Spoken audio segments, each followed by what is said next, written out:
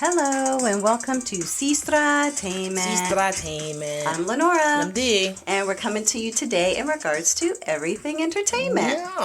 Yeah, so this week I'm actually going to go ahead and get started. And so it is going to be about the Super Bowl. Yeah, so the Super Bowl was last Sunday.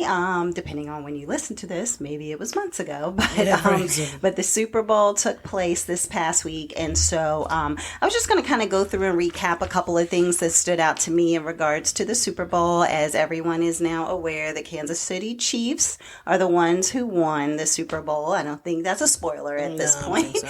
And it was a really good game, very close game. Philly was winning most of the game, and then the tides shifted. So I found myself rooting for Philly and then rooting for Kansas City and didn't really have any skin in the game either way. So, but I really thought that it was a good down to the wire game, which is always great for a Super Bowl. Mm-hmm. Nobody wants to be bored watching the Super Bowl, basically, because it's a blowout one way or the other. So, but it started off with singing, which had Shirley Ralph singing. You had Babyface singing. He sung America the Beautiful. I think Shirley Ralph sung Lift Every Voice and Sing. And then you had Chris Stapleton, I can't talk, who sung the Star Spangled Banner, which, as you, I think, said while the football game was getting ready to get started, you were like, I don't know if he knows that he's like an R&B kind of, like a gospel R&B singer. I mean, he literally had an organ playing during his Super Bowl song. So I was like, oh yeah, he grew up in somebody's church. But anyway, so, but they had a flyover at the end of his song, which included all women for the first time for a Super Bowl. And that was because it was the 50th anniversary of women flying in combat. So that was pretty exciting for them to have, that to take place as well. Which is crazy that it's just been 50 years that women have been flying planes in wars. But then again, it kind of does make sense. The other thing is the commercials. You know, everybody always talks about Super Bowl commercials and all the money. I think each 30-second slot was $7 million just for the commercial, not for the payment for the entertainment or the celebrity in that commercial. So some of these commercials were definitely worth millions and millions of dollars, which is why they often release them now before the Super Bowl to give more airplay and then still show them during the Super Bowl. Some of the ones that stood out to me, we had the Dunkin' Donuts one with Ben Affleck, where he was acting like he was the Dunkin' Donuts person at the window, taking everybody's orders and all of that with a real strong Boston accent. And then J-Lo coming through the drive-thru and like, this is where you said you were going when you said you were going to work all day. Yeah. So it's just like, and she was like, give me a glaze. So anyway, that was kind of cute. You had the Rakuten commercial, which had a Clueless theme, which I really liked. So you had Alicia Silverstone playing Cher from then. And also Amber was in the commercial, who's Elisa Donovan. And so the both of them were in there. I think even Christian Siriano was like in the crowd or whatever, like sitting there in one of the student seats. So it's kind of neat to have a kind of flashback to Clueless. For Doritos, one of my favorite shows, Breaking Bad, they had Walter White and Jesse Pinkman and even Tuco, which if you watched Breaking Bad, you were excited to see Tuco. I'll just put it that way. So it was kind of great to see the three of them together again and kind of makes you nostalgic for Breaking Bad in a way. You also had movies that are going to be coming out. So you had a Fast and the Furious trailer for Fast X. You had Indiana Jones trailer for that movie that's coming out. And I can't remember what the official name of it is, but it's got Harrison Ford. You have a Guardians of the Galaxy that is going to be coming out, a Flash movie coming out. And this was the most important thing about the Flash trailer. It showed Batman as my favorite Batman, Michael Keaton. I am so excited. I've never even seen The Flash, not the TV show, not a movie, but I'm going to be watching that one. I don't know any backstory. I don't know anything, but I'm going to watch it because Michael Keaton is in it. And I love me some Michael Keaton, especially as Batman. You also had the Will Ferrell commercial where he was, it was an EV commercial. I don't even know. Was it Chrysler? Was it, Ford? I have no idea who it was. Audi? whoever. It was just a funny was. commercial to me. So it didn't really work for me in regards to knowing who the commercial was for as a company, but it worked for me in regards to seeing him actually kind of stepping into roles in different movies. So at one moment he would look like he was in a Bridgerton. Then the next he was in Stranger Things. He was in a Squid Game. He was in The Walking Dead. He actually got bit. So then we know what happens there. So that was really cute and funny.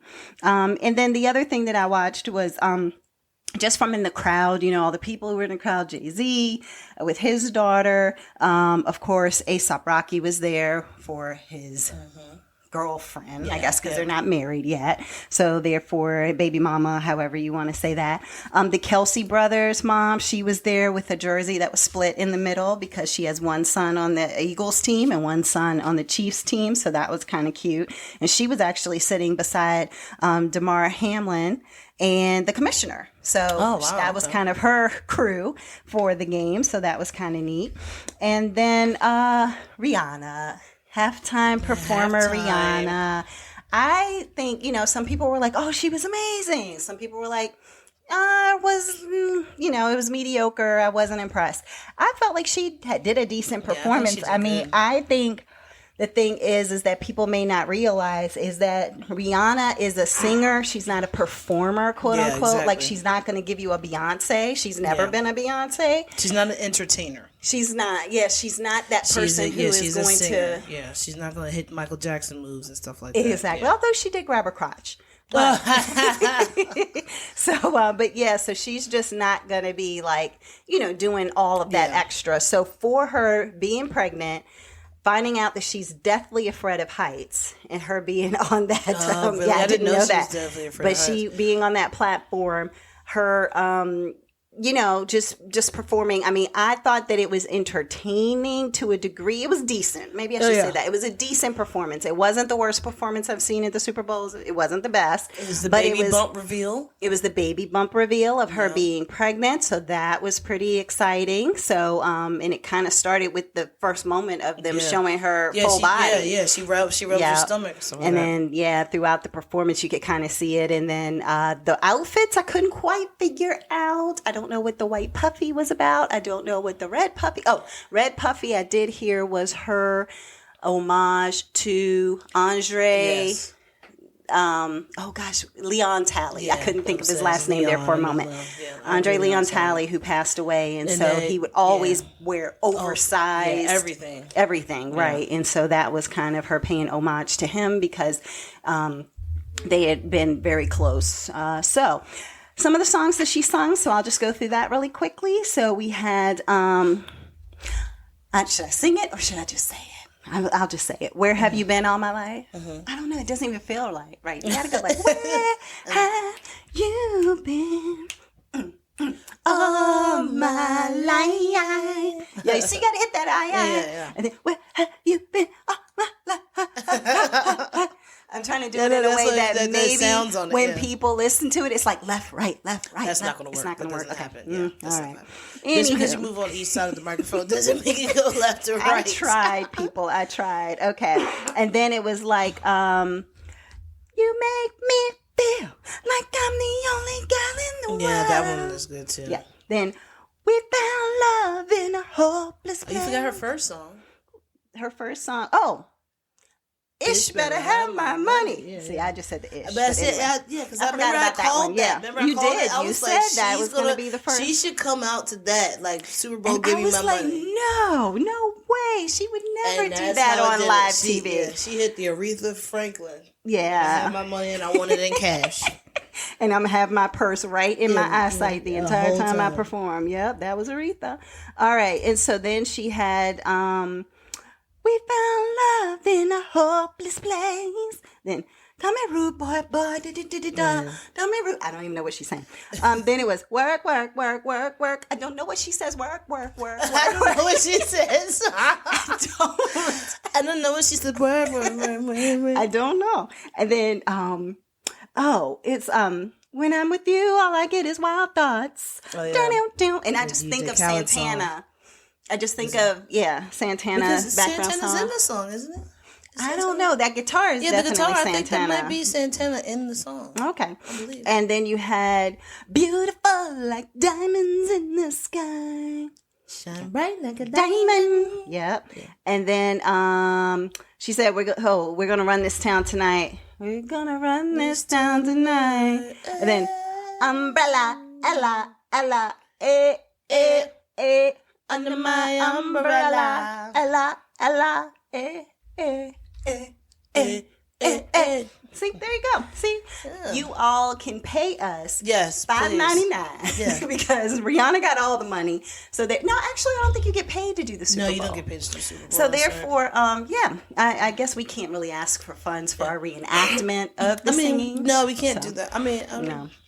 But anyway, hope you all were entertained. And then the last thing I'll just say is I was expecting that possibly some performers would come out and like perform with her. Jay-Z was there. He could have hopped up there. Her boo, could have hopped up there. Anybody really could have. Together, actually. But she could have given him some time to do his own music. Oh, no, that's not what you do when you go to the Super Bowl, though. Yes, you do. Because think about it. When Katy Perry went out there, she brought out Missy Elliott. What do the two of them have anything in common about? I don't remember that. Okay. Yes. She was out there with her sharks. Okay. Dancing. And then she brought out Missy Elliott. Oh, I didn't know that. Yeah, and I was almost like, if I'm going to get this stage, I want to make sure one of my favorite people is out on the stage too. So, but I do think Rihanna, number one, has enough hits. I mean, all those songs. I didn't even realize I knew so many Rihanna songs, number one. Number two, so she had enough to fill the whole 13 minutes. So I think instead of her bringing other people out, it was like, okay, let me just focus on hitting my hits, because it was still probably some songs that people there's were a lot of songs. That they were probably like, why didn't you sing this one? I would say this. Somebody had a great explanation, and I think it might have been Tiffany Haddish, actually, who had a great explanation. It was like, everybody thought she was going to bring somebody out, but she's showing people I can still do this, even if I am pregnant. Yeah. I don't have to do it because I'm a billionaire, but you know what I'm saying? But so she was doing it on her own, and when you think about it, she didn't need nobody had Madonna do it by herself, Prince doing it by herself, Michael Jackson, Beyonce once did it, I think, by herself. The other time she was with Coldplay and Bruno Mars and stuff. But so she's like, look, I'm gonna hold this stage on my own and hold court, and I think she did a decent job. So you know what? I'm trying to think. They haven't had a country music artist in a long time. Well, I was surprised they had never had Taylor Swift. Like, I was like, of all these people, she's probably going to do it next year, maybe. Maybe so, but I just, every time they're getting ready to make the announcement, I'm like, it'll be Taylor Swift. You know what I mean? Like, but I don't know. Maybe people don't like Taylor Swift as much as we think. I don't know. Maybe I feel like she's young people. Pop and country. It's going to be Harry Styles. It's going to be Harry Styles next year. Yeah, potentially. I'm calling it this, too. Yeah. If I get this right, I'm playing the lottery. Yeah, you need to play the lottery. Yeah, absolutely. So, play the lottery. But that is Super Bowl 2023. I was going to say what number it was, but I don't even know. So was it XLVI? I don't know. 50 something probably. But anyway, 55. I don't know. That's why I said Super Bowl 2023. So that is the recap in a nutshell. Just saved you $3. 3 hours if you didn't watch it. That's true. So, sis, what do you have? Yeah, because I like how we watched it for not really paying attention to the game. Kind of paying attention to the game, but not really. But it was like everybody on social media was like, oh my God, I was watching the Rihanna concert, and then they kept breaking up. Like, they stopped it. So then these guys could play football. Like, why? Yeah, these guys in these tight clothes. And there was like guys who were at I guess it was a party with a whole bunch of gay men. They were all hanging around. Mm-hmm. Everybody's outside, and you see them all looking at the TV, right? Yeah. For her to perform. And then when the game comes back on, all of them are gone. They're scattered. Nobody's watching the game anymore. It is definitely a situation where there's diehard fans who love it and will watch it no matter what. There are also, as I'm thinking about it, people who politically aren't watching it for whatever reason from different stuff from years ago. Yeah, and then you have people did they say something about her with devil worship like they did with Sam Smith? I didn't hear that part. I didn't hear that. And so, somebody had said that. Anytime you wear red, I guess. That's just the thing. It's like wear blue or green or yellow or something, because if you wear red, they're going to think that you're Illuminati or devil worshiper. Which is weird to me. Yeah. It's kind of, strange. It's like, it's a beautiful color. I know, it's a color. It looks great on her, too, by the way. It's just a color. Yeah. So. And then I like how she did her own little thing where she She pulled out her little makeup compact. Oh yeah, she was like Fenty. Yeah, heck yeah, I would too. Yeah, exactly. She was go out and buy some more compacts. Go out, market, become now, double billionaire. Oh, as opposed to just right. a 1 point whatever. I don't even know what she is. I think she's the second richest Black woman behind Oprah. Okay. Yep. That's awesome. That's all amazing. Right, your turn, sis. All right. So for mine, I want to talk about. We went to the movies the other day, guys. Woohoo! Together, it was so fun. Me, my sissy. We went to go see 80 for Brady. Woohoo! It's in the movie theaters. It was fun. So just gonna go down who all's in it because I feel like everybody's seen like the preview for it, but you might not have. So you have Jane Fonda as Trish. You have Lily Tomlin as Lou. You have Sally Fields as Betty.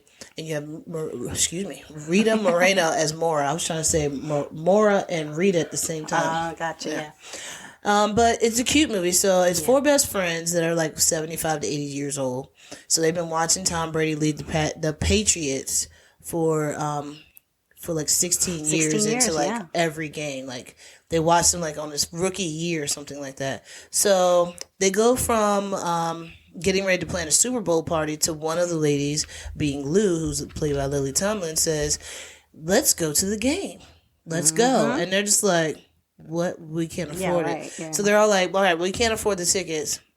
And then seeing this, they're all older, they're retired, they're on fixed income. So, I get that.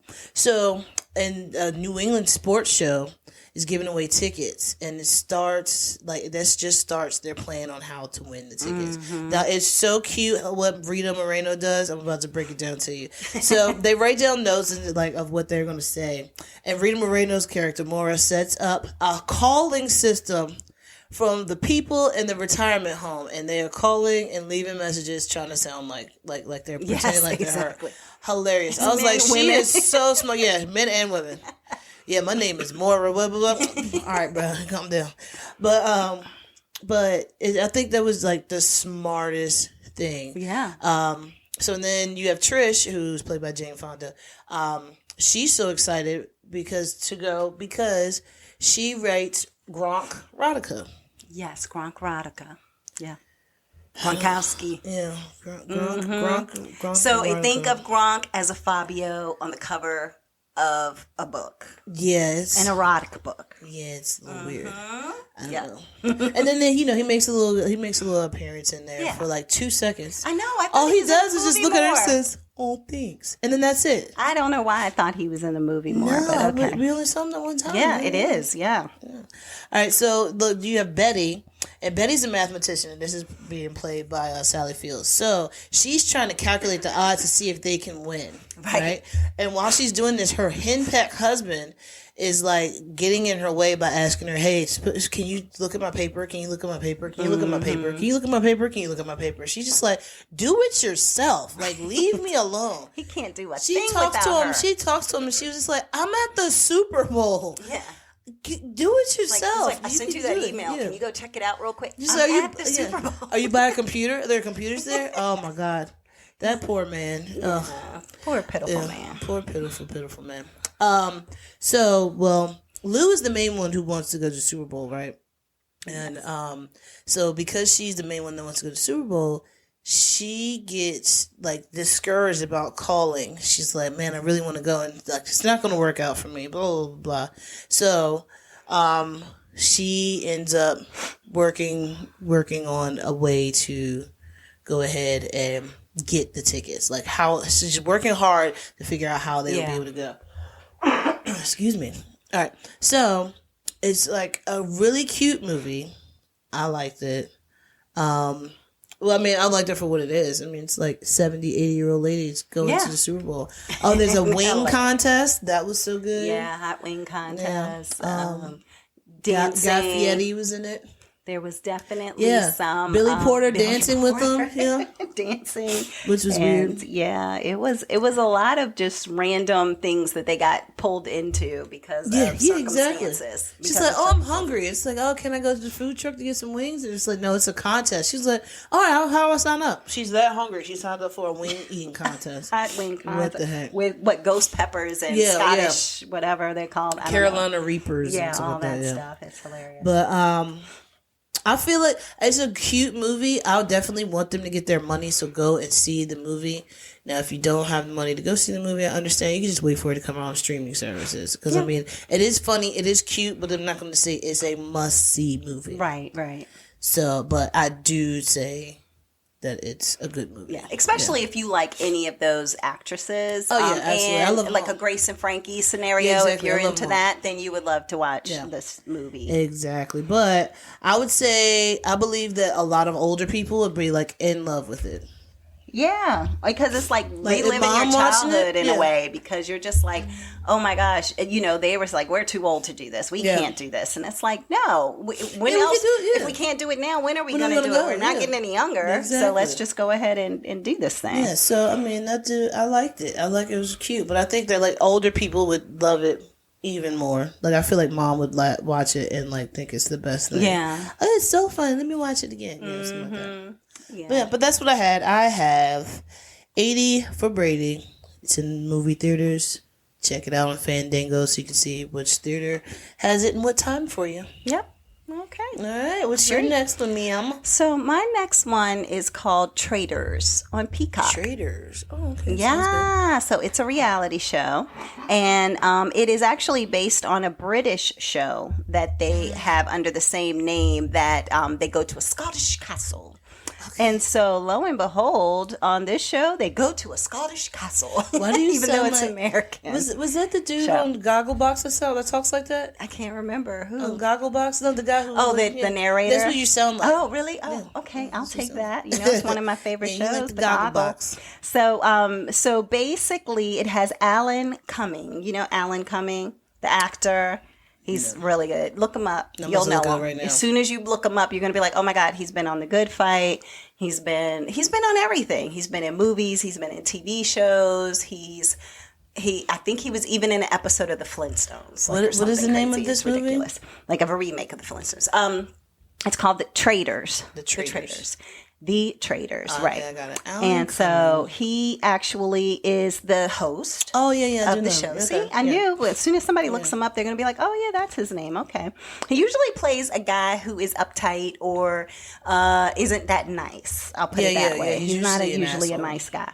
So anyway, so it's 20 people. Some of them are famous and others are just, you know, your everyday folks. So you have like previous Survivor people, you have Big Brother people, even some Bravo people who have been on like Southern Charm or something. Like Brandy Glanville was on there and she was a housewife. So you have these everyday people for half, and then, or not even half, but some are everyday people, some are famous people who have been in reality in some way, shape, or form. Mm-hmm. And so they're all coming together at this castle.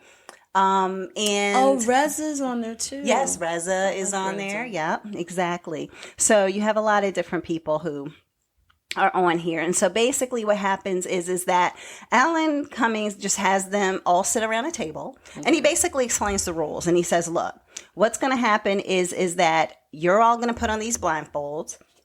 Excuse me. And then I'm going to go ahead and tap 3 of you on the shoulder. When I tap you on the shoulder, you are now a traitor.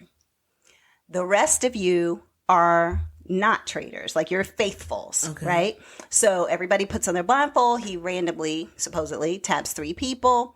Once he taps those 3 people, he says, okay, everybody take off your blindfolds. And then you see everybody looking around like, who was tapped, who was tapped, who was tapped. Yeah. Like, who this reminds me of school. Like when you're in school, you put your head down and then it'll be like one person will walk around. You have to figure out who tapped you. Mm-hmm. And so what ends up happening is that the goal is for the faithfuls, the people who weren't tapped, to vote out the traitors. If all the faithfuls vote out the traitors before the end of the show, they get to split what money is left. So it's $250,000 on the line. Okay. So if, say, 3 traitors make it to the end, they get to split the $250,000. But let's say, well, actually, it doesn't even need to be that. The crazy thing about this show is that let's say that there are 4 people who make it to the end, right? Mm-hmm. And let's say 1 even is a traitor, and the other 3 are faithfuls. The faithfuls who don't know that the person they brought to the end is a traitor.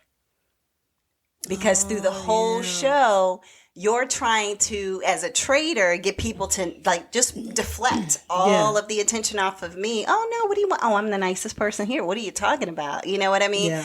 And so therefore everybody will keep voting off, the faithfuls. So for example, it was like, in a row, they just kept voting off faithfuls. Like, I think you did it because you were fidgety when they said such and such. You were shaking your leg. Okay. Oh, I think it's you because you were always talking to somebody around the corner. So it's like a big game of Clue. Yeah, or I think you sabotaged the game because you're also doing tasks out in the countryside. So they're doing different tasks, and so you're put on different teams, and so it could be, how you acted on that team. Oh, you fussed at this person last week and they got kicked out, so therefore you must be the traitor because you voted them out. So it's all these different weird scenarios that come up.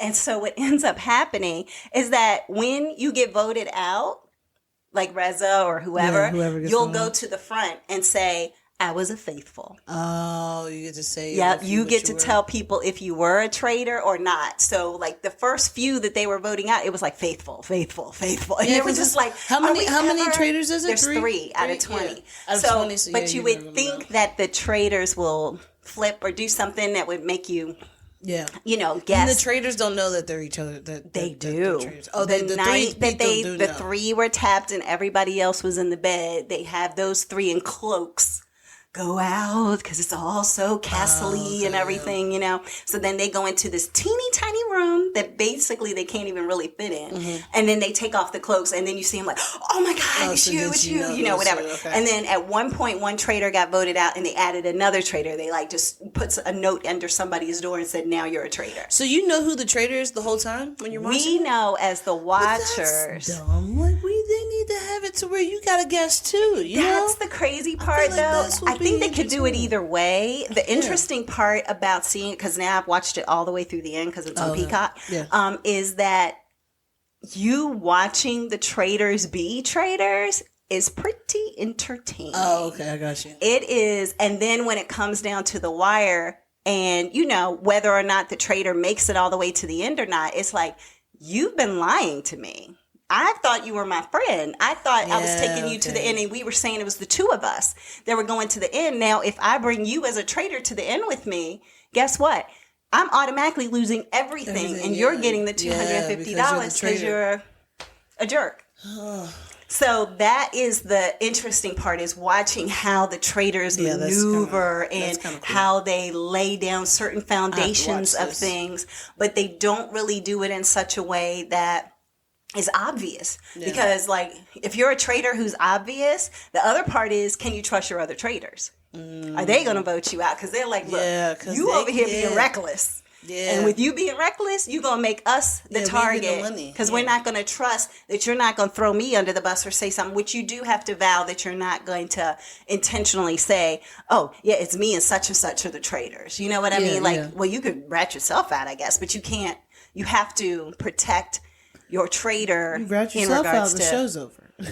You would think, but I'll just say some things have happened on this show. Oh, wow, okay. So anyway, I say all that to say, now what I will admit to, because it was streamed, I could care less about all that stuff that was going on in the countryside and the games they were playing and all of that stuff. So I just fast forward it. Oh, you got to watch the game so you can see how the traitor's being a traitor. I just went ahead and I did for the first episode. And then I was just like, is it necessary? I just need to see the table action. So I need to see inside the castle and the table action. I don't need to see, now y'all got in all these cars and y'all went out to the countryside and y'all did XYZ and then you came back. So sometimes when it came back, it was like I didn't know quite what people were talking about because they were just like, oh, yeah, well, I threw that event. Whatever. And so people, why did she throw it? Why did she do, like, why would somebody do X, Y, and Z? And then it becomes a whole, are they a traitor? That's why they did it. Or is it that they're just over this game and they're just ready to go home anyway?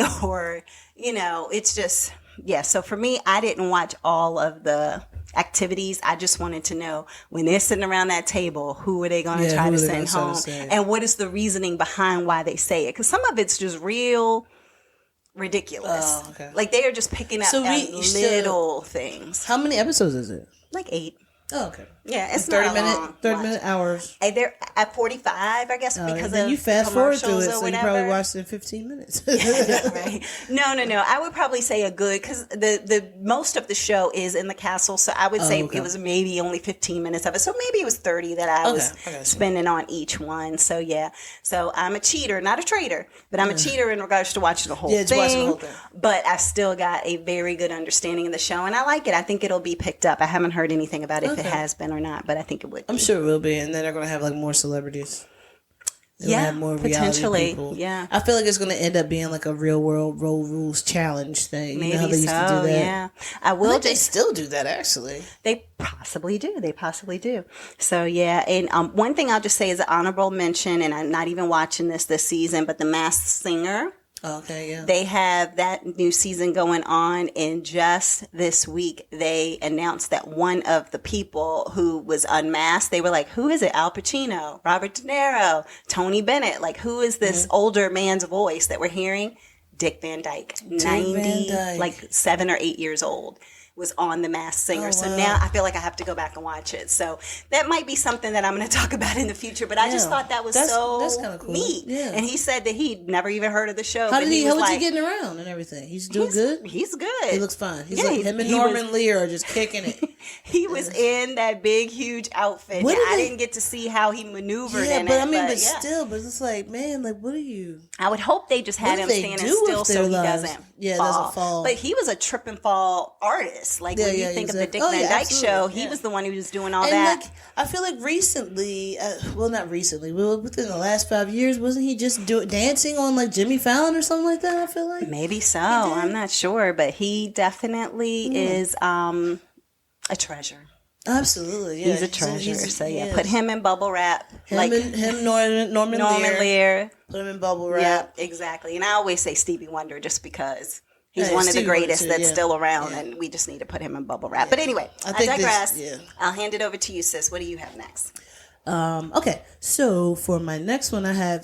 Guys, I'm going to let you know, this is a horrible movie. You don't have to watch it, but it is not good. All right. Just letting you know. All right, The Unbearable Weight of Massive Talent is the name of the movie. Let me write that down. Okay. The Unbearable Weight of Massive Talent. Yes. Okay. This is on Stars.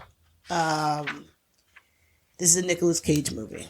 Oh, okay. Never heard of it. Yeah, well, okay. So, give you a little bit of this. It's just going to be short and sweet. Okay. Because as the movie was, it's a Nicolas Cage movie. Like, Nicolas Cage's movie, it's like they wrote the movie to be semi-good. Like, the movie, I feel like, let me just go into it. All right, let me just go into it. All right, so you got Nicolas Cage playing himself. Of course. And then you have Pedro Pascal. Oh, I did with Javi, yeah, he's playing Javi Gutierrez. The clip of that. It looks Tiffany like it could Haddish on there. Oh, it's not. Okay. But anyway, it was all over the place. Okay. I couldn't understand. It was like a girl who's missing. There's so much. Okay. Tiffany Haddish plays Vivian. Sarah Horgan plays Olivia, and Ike Barnholtz plays Martin. So Vivian and Martin. So Tiffany Haddish and Ike are they're police officers, FBI agents or something like that. Okay. And Nicolas Cage is married to Sarah Horgan. And Pedro Pascal is just a guy who's like in the movie. Like he's just another character in the movie. He's a guy. So, all right, so the movie is basically Nicolas Cage not having work, and he feels like he's forced into retirement because he can't get any movies. And I feel like this is based on his real life. So, what happens is he meets this guy, Javi Gutierrez, right? Okay. And Javi has written a movie that he wants Nicolas Cage to star in. So, like, he is trying to figure out, like, how he's going to sweet talk him into doing this movie. Okay. Nicolas Cage is like, oh, okay, yeah, I'll think about it. Like, I'll read it, whatever. And then that's when it starts to get weird. It's like, okay, so you get the FBI, you got, like, it's the police officers and the FBI. They're in a whole nother country. Okay. It's a girl is missing. A girl is kidnapped or something like that. And then it's like, but now I don't even know about that. and then it's like there's drugs, there's a drug dealer, drug cartels. Like, where is this coming in at? Why is all of this happening? So it's supposed to be like an action pack. This is supposed to be Nicolas Cage's action pack movie, like his movies he used to make. Oh, wow. So now Javi is obsessed with Nicolas Cage's movies. So every time that he's talking to Nicolas Cage, he's like, "Yeah, like, you know how you did that on Face Off?" Oh, wow. Yeah. Like his actual movie. Remember what was it, Con Air, when you did that? Yeah, so he's just like, and he's quoting the movies to him. It's so much. But I kind of lost interest in the movie, and I think I started watching more TikTok than the movie after a while. But, just being honest. But it was not what, it was it's, oh God, I'm sorry, guys. It wasn't given what you were. Yeah, it's it was not giving me what I thought it was going to. The trailer gives you like action pack, and it is kind of action packed, but it all happens at the end.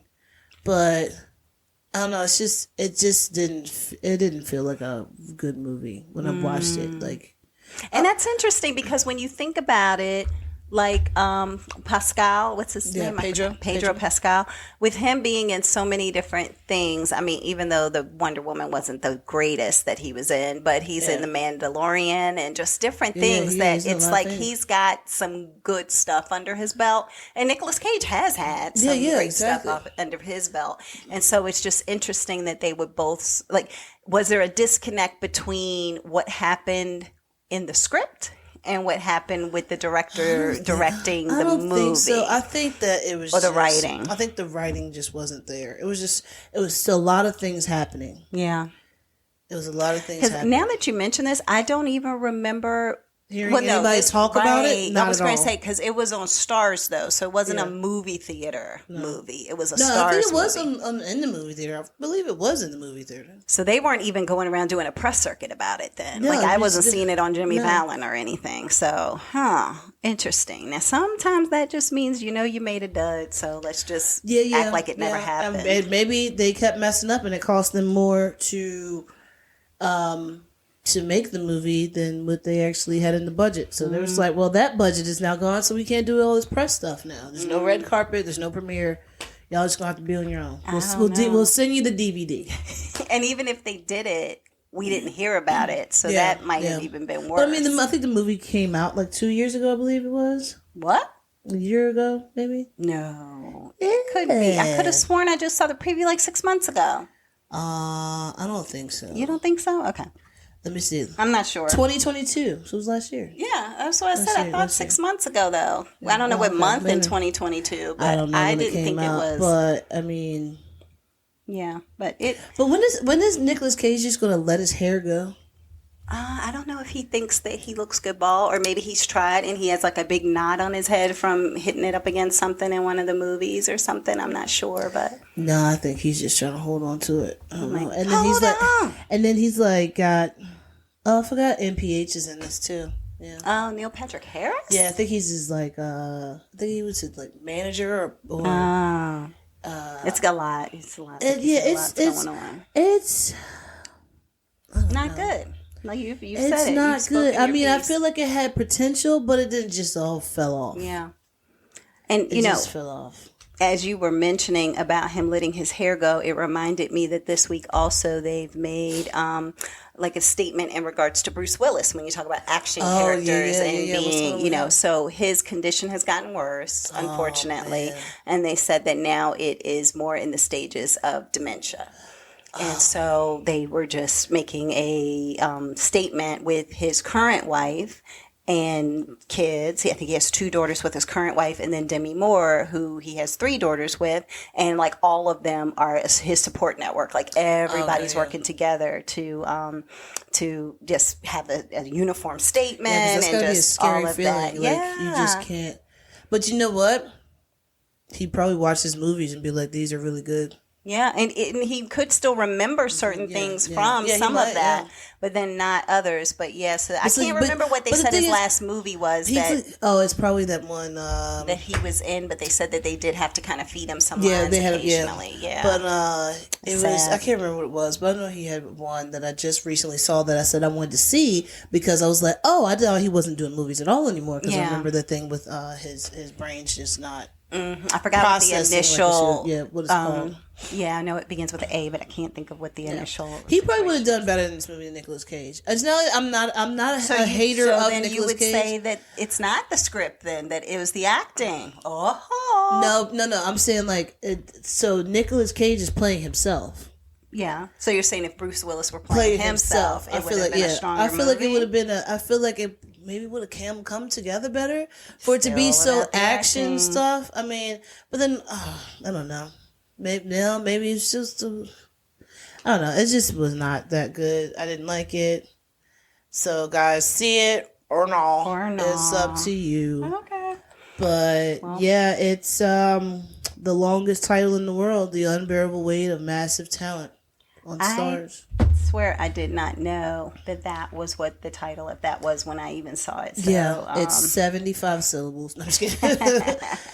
But it was so long that when I wrote it down, I still wrote it down wrong. So there you go. Yeah, but no, it's not. I don't know. I didn't like it. It just seemed dumb. Bless you. I know. Yeah, I just lost interest. Yeah, it just wasn't a thing. Yeah. I just all right, interest. Moving on. Yeah, what you got next? Intruder on the BBC. Because I'm a BBC fan. Intruder is a story. All actors that I've never seen before because they're British and I don't know any British actors. But it's a story about a husband and wife who they were actually home one night and they could actually hear somebody kind of moving around in their home. And so basically the husband was the only one up at the time. The wife had went to bed and I think her girlfriend was there at the house as well. Just a friend of hers. And so they were all drinking and, having a good time. And then they go to bed, but the husband stays up. In this room. Well, you could see the people are outside looking at the house. The intruders are looking at the house and they're like, oh my gosh, they're in the bed. Let's go ahead and break in. So they break in and then all of a sudden the husband hears it. So then he finds one of the intruders. One gets away. The other one he finds. And as the intruder's trying to get back out the window, he stabs him in the back. And this all happens in the first probably 15 minutes of the show, if that, maybe 5. And so basically then he's freaking out because he was trying to escape. I'm the one who stabbed him in the back. This is going to be me going to prison. Exactly. So he's talking to the wife, he's talking to the best friend, and he's just like, what do we do? What do we do? So then they decide to stage it and make it look like the guy is dead, on the floor, as opposed to climbing out, but he still has a knife in his back. But anyway. Yeah, but you still got stabbed in the back. So then it becomes a story of he was attacked. He was attacking the husband or the wife, and the other one stabbed in the back. Oh, okay. So that was more self-defense as opposed to just, stabbing somebody in the back as they're trying to leave. So basically they call the cops. They're trying to fake this, that they're nervous and all this kind of stuff. So the police come, they investigate. The police is, the main detective is a female and she basically is cool, calm, and collected, but is not feeling like everything is lining up quite right. So she's, methodical in her approach of trying to figure out what's going on. Okay. And so as they all have to come together on this one lie, the best friend, the wife, and the husband, the best friend starts unraveling. Oh, no. She's drinking a lot. Now you're going to have to stab her. She's got extremely erratic behavior. And it basically comes down to the husband and wife trying to figure out what are we going to do with this lady? What in the world are we going to do? Did they stab her? And so, Did they stab her too? You want me to tell? That's a spoiler. But let's just say that in the end, it was a lot of betrayal. Yeah, okay. It was a lot of lies.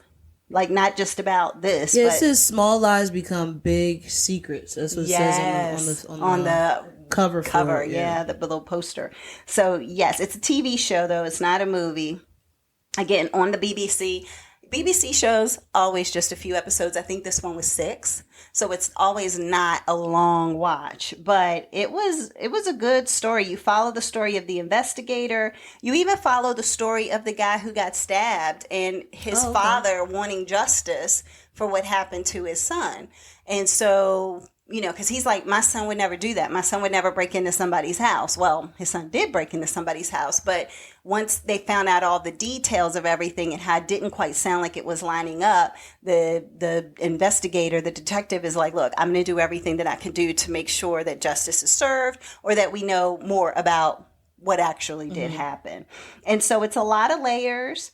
And it really, I'm sorry, it was only 4 episodes. I wrote down here 4. It's not even 6. So it's a really quick watch, but it's interesting because even there's a layer in there of there's this drug lord or drug dealer, like an Irish drug pen or something, and how he plays a part into some of all of this. And so, and how he has engagement, I can't even say involvement because it's not like that, but it's just like he and the wife kind of go far back, and he's older than her and everything, but like they have some connection from back in the past, and then it's like, so it all comes together full circle. It's a lot of different moving parts. And so I personally enjoyed watching it and thought that I could see some things in writing on the wall. I couldn't see everything as I was watching it. And in the end, when you think somebody is, you know, going down one path or doing something one way, it's like, ooh, something just flipped that a little bit, you know? So I like that little twisty part of it. But to me, I thought it was pretty decent. Much better than your long titled show. Yeah. So, but yeah, Intruder on the BBC. If you want something that's a quick watch, 4 episodes. Yeah, 4 episodes is cool. It's not bad at all. So, and it does have quite a few layers. Like that chick, when I say that she was derailing, she was. It has some layers. Yeah. It definitely has some layers, and I enjoyed just watching it and figuring out, okay, what are they going to do, or how are they going to do, or if they're going to do. So that was kind of interesting. But all right, so it's all up to you, sis. So the only way that you can watch is on BritBox? I believe so. Yeah, the BBC BritBox. That was the way I watched it on BritBox. So I keep forgetting that when I say BBC, it's a BritBox show. So I am paying the extra money to have BritBox. Because we do have BBC for like BBC cable is stuff like on. that. Hold on. Is it AMC? I think AMC, BBC, because Orphan Black was BBC. Yeah, it was. And you could watch that on AMC if I'm not correct. Killing Eve. Incorrect, or TNT. One of those. I can't remember. Something. Yeah. But yeah, exactly. Killing Eve, all of those things. They'll say something with BBC affiliation. So I keep forgetting that some of these are straight up BritBox ones that I'm watching, but they're so good. It's worth the money to me to pay for the subscription. Yeah, I've never see. But the thing is, for me to watch something on BritBox, I have to see a trailer. Oh, let me hit the microphone. I have to see a trailer for it. Yeah, but you won't see a trailer for it till you look at BritBox to see what the trailer is. Because I would have to like go through. I would literally like. Do they have the trailers on the things? Yeah. What I do is I go through I can't even talk, BritBox, and then they'll have a show, and then I'll just go straight to the trailer, watch the trailer, see if it's something that I want to see or not. Now, I'm currently watching a show. I won't say what it is just yet because I'm going to talk about it in the future. It's got 12 their seasons are forever, but their shows are 6 to 8 episodes, you know. Yeah, per season. Per season. But at the same time, sometimes it's 4. Like Luther was always 4 or 6 or something. It was like odd ones. Yeah, I'm like, I just started watching. Didn't we look that up for something else? And it was like one season was like 3 episodes? Yeah, we looked it up because I talked about it. Yeah, I think it was 3 episodes to finish it out or something. And I was like, oh my gosh. So their shows are not long, drawn out seasons. But this show that I'm watching right now, it's 12 seasons, and I really enjoy it. So I'll talk about that in the future. And then they have other ones that are up to like 20 something seasons, like SVU. Yeah. Oh, wow. Yeah. So it's a lot. To get their own kind of Law and Order type thing. Exactly. So, all right. Well, I will hand it over to you, sis, to finish us out. So for my last one. Yeah. I have Venom, Let There Be Carnage. That was also on Starz.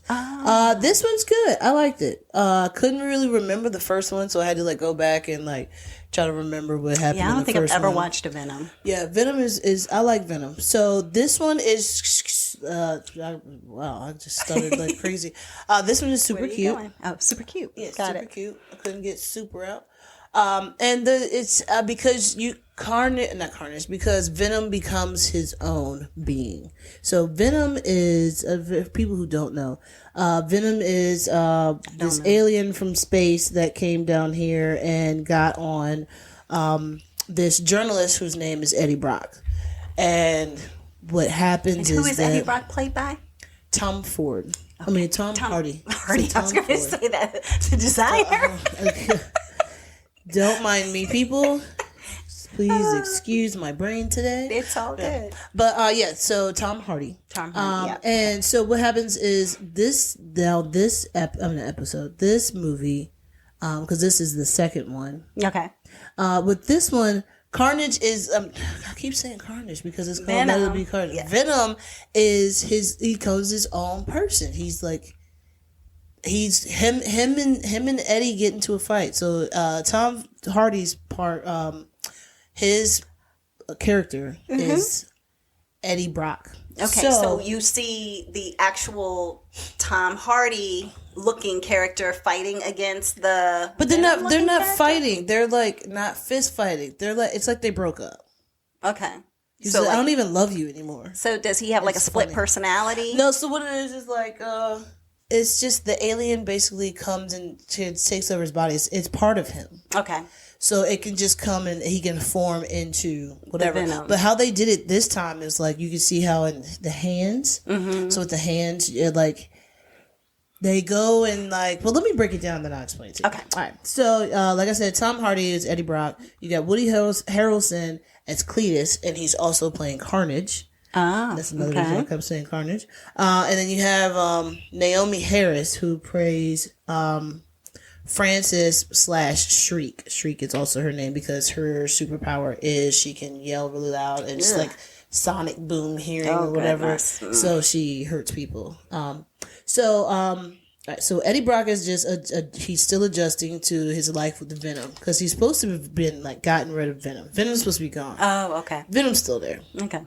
But they've gotten really close, and it's so funny how they did that. So, a serial killer named Cletus wants to be interviewed by Brock. So he asked him for like put certain things in the paper because it's going to be like secret hidden notes to his girlfriend that he hasn't seen since they moved her. So they used to be in an insane asylum prison together.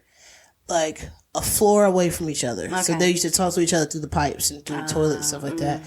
And then, and this was like when they were younger. I want to say maybe they were in their 20s, maybe in teens or something like that. And they got separated. So you see them as kids and you see them as adults. And I'm like, wow, like it's been a long time and y'all still love each other. Like you were really nuts. For real. Oh, so, I mean, because you don't see each other. But I guess if you don't have anything, that would make sense. So, what happens is once Eddie Brock puts this into the paper, now she sees this and now she knows that her boyfriend is alive. So Shriek now sees whatever it was that that Cletus had said to put in there. So now she's excited, and then it goes into when Eddie Brock comes. So yeah, what he does is he's interviewing Cletus. So while he's doing that, Cletus somehow ends up biting him, and Eddie bleeds. So now Cletus has Eddie's blood in his mouth.